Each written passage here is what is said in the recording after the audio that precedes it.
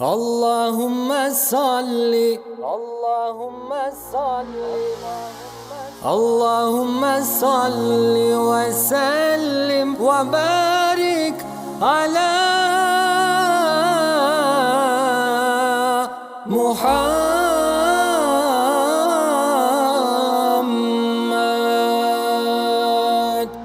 Allahümme salli ala Muhammed, ya Rabbi salli aleyhi ve sellim. Allahümme salli ala Muhammed, ya Rabbi salli aleyhi ve sellim. Allahümme salli ala Nebi Muhammed. Srdce to i dusha ta mi kopneat, od očite moji solzi se leat. Vreme to jas kako da go vrata, i jeden den so tebe da go pominam. Allahümme salli ala Nebi Muhammed. Allahümme salli ala Muhammed, ya Rabbi salli aleyhi ve sellim. Allahümme salli ala Muhammed, ya Rabbi salli aleyhi ve sellim. Allahümme salli ala Nebi Muhammed.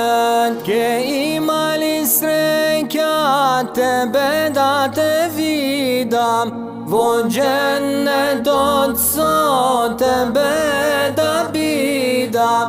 Srce to i dusha ta da si smiram, vo ti je u bavini so tebe da uživam. Allahümme salli ala Nebi Muhammed. Allahümme salli ala Muhammed, ya Rabbi salli aleyhi ve sellim.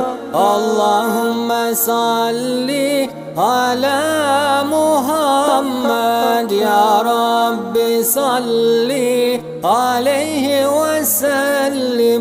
Allahümme salli ala Nebi Muhammed. Ime to tvoje koga ke go slušnam, so salavat jas te pozdravuvam. Sunnetom tvoj besom neške go sledam, do den od suden po nego ke čekoram. Allahümme salli ala Nebi Muhammed. Allahümme salli ala Muhammed, ya Rabbi salli aleyhi ve sellim. Allahümme salli ala Muhammed, ya Rabbi salli aleyhi ve sellim.